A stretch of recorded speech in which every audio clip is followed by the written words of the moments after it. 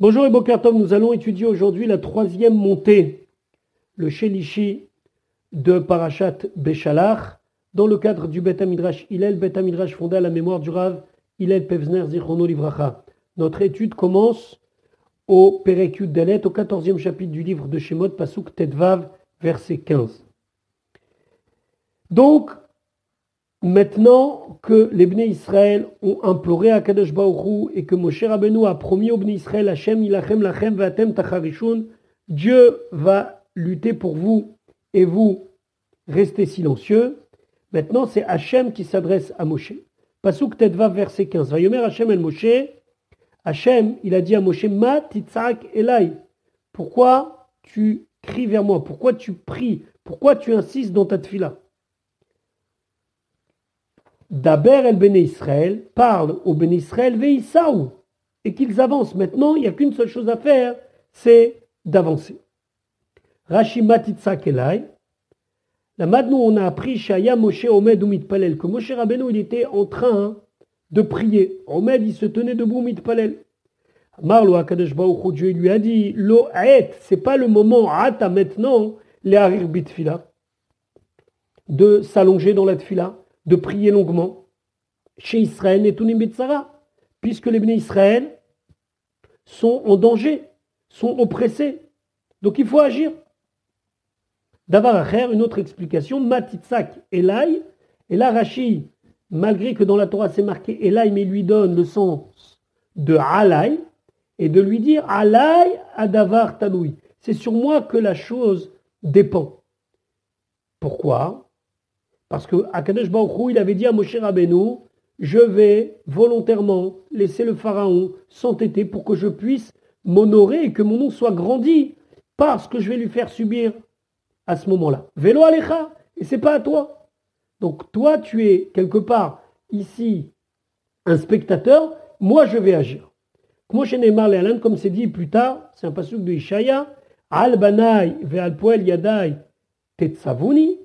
Akadosh Baruch Hu, il s'étonne et il dit, sur mes enfants et sur ce que je crée de mes mains, ça veut dire les Bnei Israël, et que je leur ai promis des choses, est-ce que vous avez besoin de me rappeler? Est-ce que vous avez besoin de m'en guérir pour que je puisse le faire? C'est évident que je vais le faire. Donc c'est ça ma titzak. Et là, ça veut dire, pourquoi tu cries? C'est moi qui vais agir maintenant. Je sais très bien ce que j'ai à faire. D'abord, el Bnei Israël veïsaou, parle au Bnei Israël veïsaou et qu'ils avancent. En lahem ela lissa. Ils n'ont qu'une seule chose à faire. En lahem ela, ils ont à eux à faire seulement d'avancer. She'en hayam omed bifnen, car la mer ne va pas tenir devant eux. Pourquoi? Kedai srut avotehem, parce que ils sont aptes à cela par le mérite de leurs ancêtres. Ve'aimuna she'eminuvi, et la confiance, la foi qu'ils ont eue dans moi. Veyatsui qui sont sortis. Ça c'est Kedai, c'est quelque chose de bon, l'ikroa lahem hayam, pour que la mer s'ouvre devant eux. Pasuk, Tetzain, Veata et toi, Arem et matecha, lève ton bâton, Unte et yadecha, et étends ta main, Al hayam, sur la mer, Uvkaeu, et fends-la. Dès que Moshe Rabbeinu il a étendu sa main sur la mer, elle s'est ouverte. Veyavo Bnei Israël, et Bnei Israël ils vont venir. Betoch hayam, dans la mer, Bayabasha, alors qu'elle sera sèche. Pasuk Yudzaï, Va'ani et moi, ineni mechazek, je vais endurcir, je vais renforcer, et lève Mitzraïm, le cœur de l'Égypte. Le mot mechazek ici, c'est pas dans le sens mechazek comme nous on l'entend, c'est-à-dire donner de la force et de l'encouragement. Mechazek ici, ça veut dire vraiment alourdir, il va les rendre entêtés. Veyavo acharem, ils vont venir après eux, ils vont rentrer après les Bnei Israël dans la mer. Vechaveda, et je vais m'honorer Befaro, par la punition que je vais infliger au pharaon, ou Vechol Chelo, et à celle que je vais donner à toutes ses armées, Berirfo, à celle que je vais donner à ses chars, ou Befarashav, et à celle que je vais donner à ses cavaliers. Pasuk tu traites, et à ce moment-là, Viyadrou Mitzraïm. Et là, les Égyptiens vont savoir, ils vont prendre conscience. Ou bien ceux qui vont rester en Égypte, ou bien ceux qui, juste avant de mourir, vont prendre conscience qu'Akadosh Baruch Hu, c'est vraiment lui qui a dirigé cette guerre, qui a ni Hachem, car je suis Hachem, Bekavedi, Befaro, lorsque je vais m'honorer, je vais être grandi par le pharaon, Berirfo, par ses chars, ou Befarashav, et par ses cavaliers. Pasuk Yutet, Vaïssa, et donc il est parti, Malach à Elohim, l'ange de Dieu, Aoler, qui d'habitude allait l'ifne machane Israël devant le campement d'Israël, Vayelech me'acharem, et il s'est placé derrière eux. Deuxième chose, Vaïssa Amoudé Anan, s'est déplacé la colonne de nuée, Mipenehem devant eux, Vayahamod me'acharem, et il s'est tenu derrière eux. Donc, les Bnei Israël rentrent dans la mer, et derrière eux, ils sont protégés par le Malach Elohim, plus le Hamoud et Anan, plus la colonne de nuée. Rashi, Vayelech me'acharehem, les Havdil, c'est pour séparer, c'est pour ici faire comme une espèce de mur, Ben Machane Mitzraïm ou Ben Machane Israël, entre le campement des Égyptiens et le campement d'Israël, où les Kabel est pour recevoir Chitzim, les flèches, ou Valistraot et les pierres qui étaient jetées par les catapultes, Shen Mitzraïm de l'Égypte. Bechol Makom, dans tous les endroits où Omer Malach Hashem, on l'appelle le Malach Hashem. Vechan et ici Malach Elohim. Pourquoi on a changé entre Malach Hashem et Malach Elohim? En Elohim Bechol Makom Eladin. Il n'y a pas de mot Elohim dans n'importe quel endroit, si ce n'est que dans le sens de din, de rigueur et de jugement. Mais la de là on apprend Sheayu Israël Netunim Badin, que les Bnei Israël étaient donnés à Midatadin, étaient donnés à la rigueur et au jugement Beotacha. À ce moment-là, Im Lehinatzel, est-ce qu'ils doivent être sauvés? Im Lehaved Imitzraim, ou bien s'ils doivent périr avec les Égyptiens. Alors il y a plusieurs raisons à cela, et une des raisons, c'est Amiblien Kevarim, quand ils ont dit est-ce qu'il manque de sépulture? Plus que ça, le Midrash dit que là-haut, le Bedin, Shelmala, le camp des accusateurs a dit Elo Ovde Avodazara, Velo Ovde Avodazara. Ce sont tous les deux camps sont des idoles, on sait très bien, sont des idolâtres, on sait très bien dans quel état étaient les Bnei Israël à cette époque-là. Donc là, il y a Midatadin. Reprenons Rashi, Vaïssa Amoudé Anan. Donc il s'est déplacé, elle s'est déplacée la colonne de nuée, Keshecha Shecha, lorsque il a fait nuit, lorsque le soleil est tombé. Veishlim Amoudé Anan, et il a été remplacé le Amoudé Anan, et Amachane, dans sa place dans le camp, les Hamoud Haesh par la colonne de feu. L'on Istalek et Anan, et à ce moment-là, la colonne de nuée n'a pas disparu, comme c'était d'habitude, les Istalek Arvit les Gamré, que le soir, elle disparaissait complètement, et là, Nassa, seulement il s'est déplacé, il s'est placé derrière eux, les Archir, les Mitzraïm, pour obscurcir le camp de l'Égypte. Pasuk Raf, Vayavo, et il est venu le Hamoud Anan, la colonne de nuée, Ben Machane Mitzraïm ou Ben Machane Israël, entre le camp de l'Égypte et entre le camp de Israël. Vayehi Anan ve'achosher, et ce fut et Anan ve'achosher, la colonne de nuée et l'obscurité, du côté de l'Égypte. Vayaher et Alayla, et le Hamoud Haesh, la colonne de feu, elle éclairait la nuit. Velo karav ze elze, et un ne s'est pas approché de l'autre. Kol alayla, toute la nuit. Rashi Chaf. Vayavo, il est venu Ben Machane Mitzraïm, entre le camp de l'Égypte. Rashi dit Mashal, c'est une parabole. Imhalech baderech, quelqu'un qui était en chemin, ou bno mehalech lefanav, et son fils allait devant lui. Baoul istim, sont venus des brigands face à lui, l'ishboto, pour prendre l'enfant en captivité. Netalo, milefanav. Le père l'a pris de devant lui, ou netano le acharav, et l'a mis derrière lui pour le protéger. Bazev me acharav, et là, il y a un loup qui est venu par derrière. À ce moment-là, netano le fanav, il a remis devant.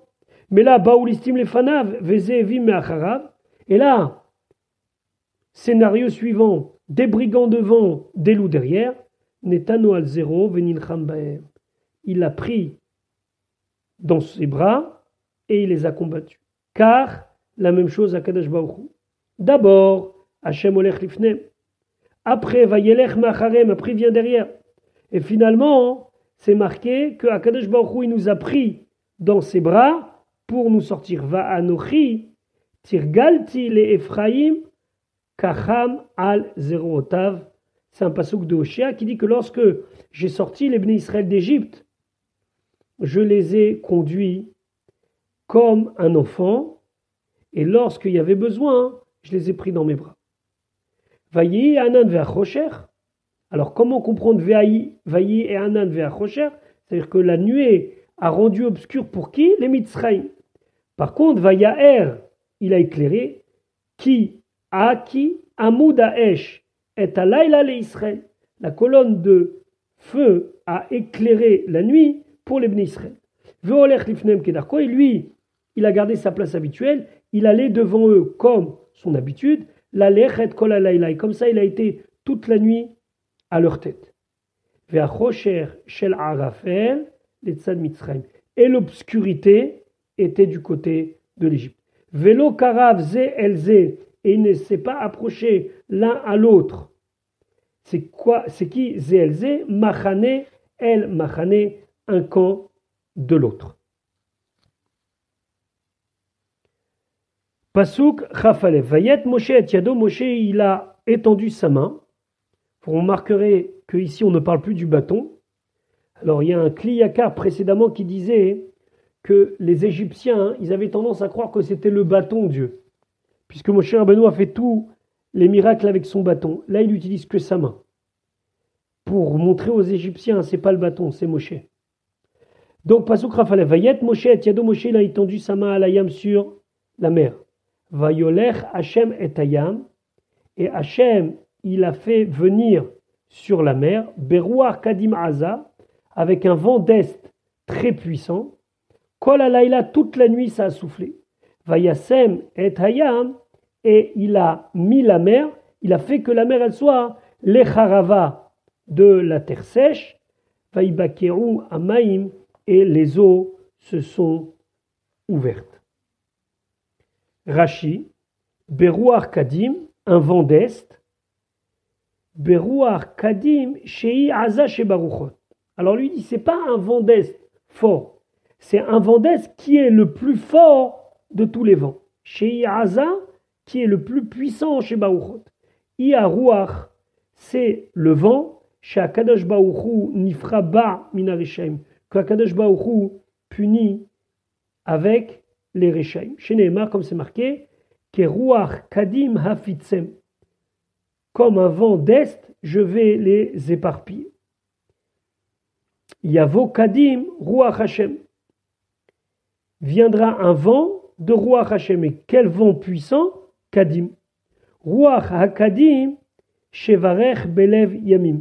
Encore un pasouk, c'est une névoie de Yecheskel sur la ville de Tzor, qui va être prise par Nebuchadnezzar, par Nabucodonosor. Alors il a comparé à un bateau dont un vent fort vient la fendre pendant la traversée de la mer. Et comment c'est un vent fort? C'est Ruach HaKadim.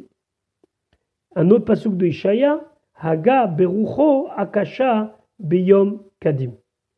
Quand Akadosh Baruch Hu veut faire venir une punition sur les Rishaïm, il ne se fait pas punir, entre guillemets, il ne les punit pas directement sur les âmes même. Au début, il enlève les fruits. Et comment on dit il enlève les fruits? Haga berucho hakasha beyom kadim. Vaibakewa maïm, et les eaux se sont vertes, kol maïm shebaolam. Pas seulement les eaux de la mer, mais toute l'eau qui était dans le monde. Pasuk Rabbet, Vayavo Bene Israël, ils sont venus les Bene Israël Betoch Hayam dans la mer Ba Yabasha, sur de la terre sèche. Ve'amaim lahem, et l'eau était pour eux choma, comme une muraille, miminam ou misemolam, à leur droite et à leur gauche. Le Yalkut Shemoni dit qu'au moment où les Bnei Israël sont descendus dans la mer, alors l'ange Gabriel est descendu avec eux. Et l'ange Gabriel a commencé à dire à la mer, allez à droite, par le mérite que les Bnei Israël vont recevoir la Torah qui a été donnée par la main, qui va être donnée par la main d'Akadosh Baruch Hu, comme c'est marqué, Mimino Esh Datlamo. Après, il disait, allez sur la gauche, par le mérite des tfilines qui sont mis à gauche.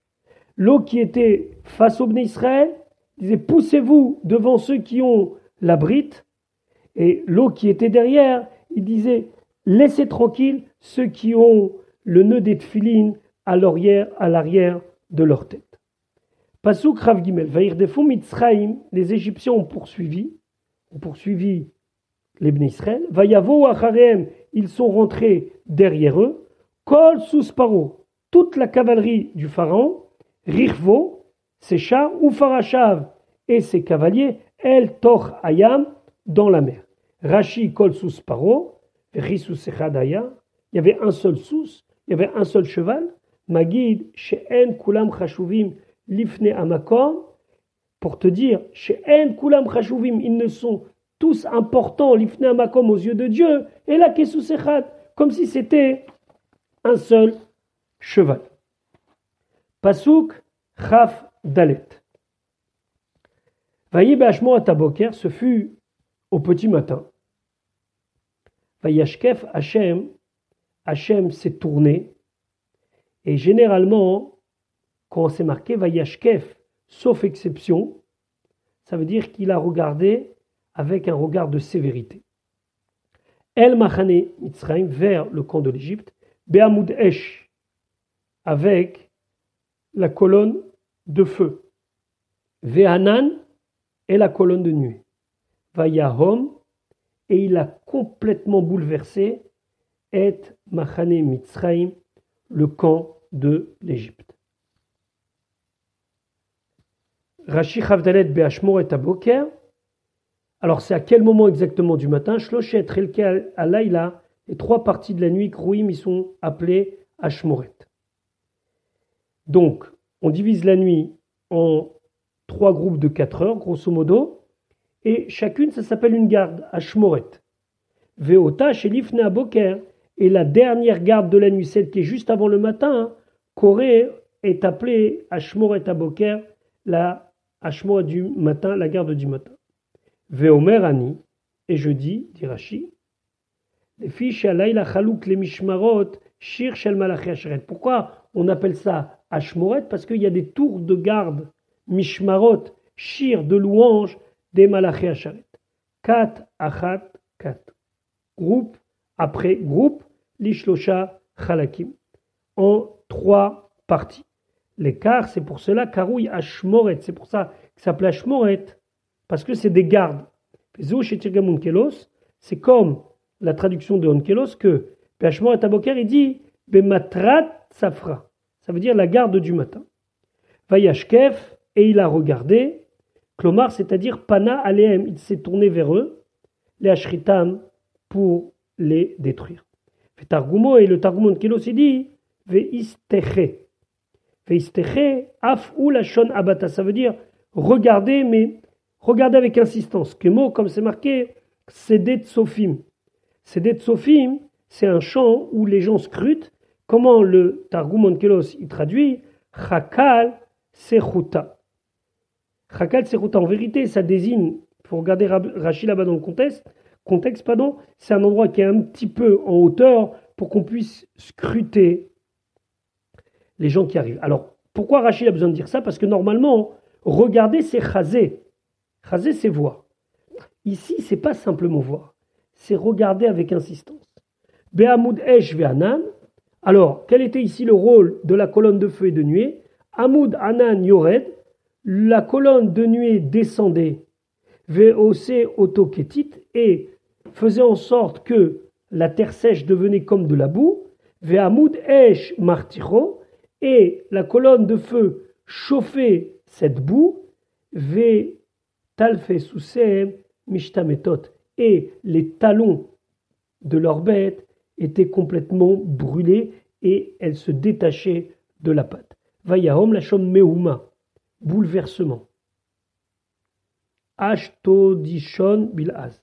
Irvevam, il les a bouleversés, les a vraiment mis dans une situation où ils ne se sentaient pas bien. Natal signiot shelaim. Il leur a pris tout leur discernement. Veshaninu bepirki Rabbi Eliezer beno shel Rabbi Yossi Aglili. Et on a enseigné dans les pirkei de Rabbi Eliezer, fils de Rabbi Yossi Aglili, Kol makom shenemar bo mehuma. À chaque fois que dans la Torah, on a le mot mehuma, ou ici vayahom, achat kol ou, ça veut dire un bruit énorme. Et ce bruit-là bouleverse la personne. Veze av lechulam, et voici le verset qui est le verset, on va dire, de référence, où on évoque la notion de vayahom, de mehuma, avec un énorme bruit. C'est marqué Vayarem Hashem bekol gadol hal pilishtim. Donc Hashem a fait un bruit énorme sur les Pilishtim, Vayehomem.